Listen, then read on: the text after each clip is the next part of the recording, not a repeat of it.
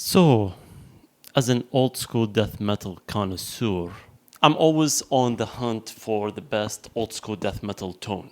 So, I have spoken about amplifiers like the JCM800 and the JCM900. Please go watch these videos. Thank you. So, even though they were using the 800 or the 900 or the valve state or other amplifiers, a lot of them were using distortion pedals. Fortunately, we could not get very clear answers on which pedals they were using because you cannot see it if you watch live footage, or even if you find like footage from Mori Sound Studios or other studios. Usually pedals would be on the floor. Now the exception is the HM2, which is the heavy metal by Boss, and I think this is because a lot of bands have spoken that they have used this pedal in Sweden. And by the way, the HM2, the heavy metal, was used by a lot of other bands outside Sweden, but they were setting it up very differently. It is actually a very diverse pedal if you spend time with it. Now, while looking up the HM2, I have found out that there was a pedal that Boss in the 90s released after the HM2 to kind of modify the pedal to make it more usable in a way, and that pedal is called the Hyper Metal. It's the HM3. Now, the HM2, the heavy metal,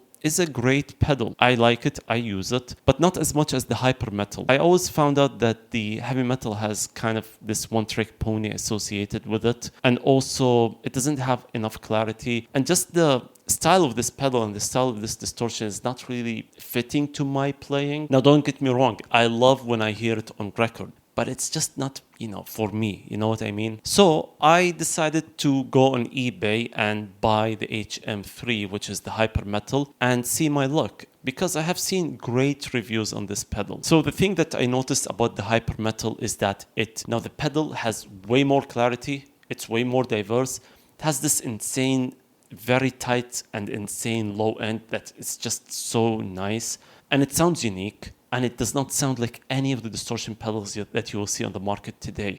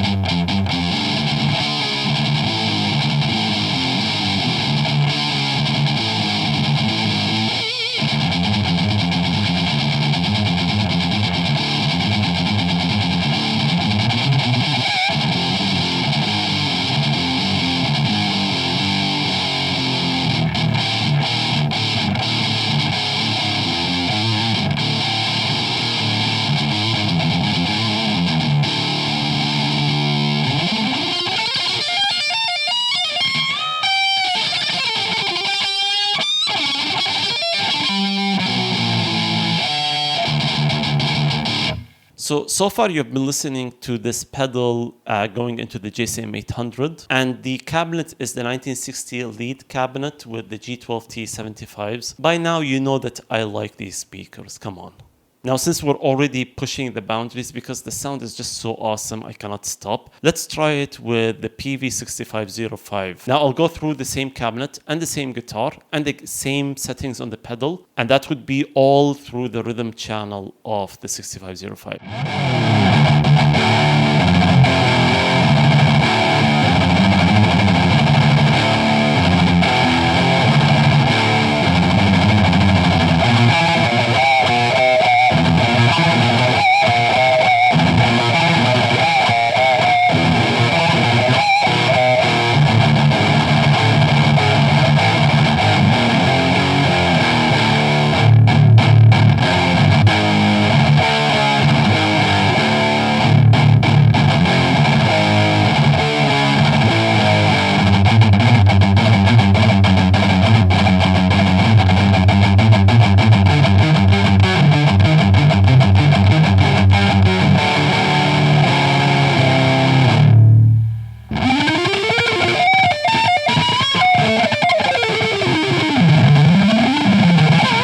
Now here is the thing. I really think this is the best distortion pedal I have ever played. And this is not an exaggeration. I have played a lot of distortion pedals and I like a lot of things, but this pedal just does it all.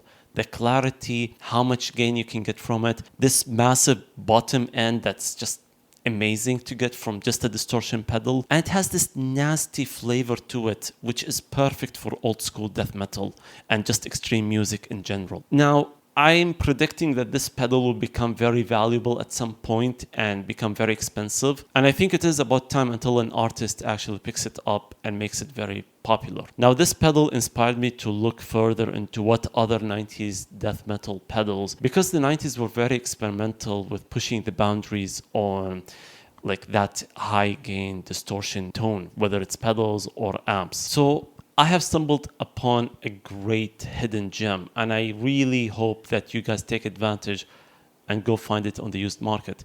It's not that expensive. When I bought it, it was around like 170 USD, and I think that included the shipping. And this is a Boss pedal, so you know that the condition, even if it looks rough, it's gonna work just fine. Now, let me know if you prefer this over the HM2, or if there is another hidden gem that I should know about in the old school death metal world. So let me know in the comment section, and please like, share, subscribe, and make sure you share this video on the gear page. Thank you.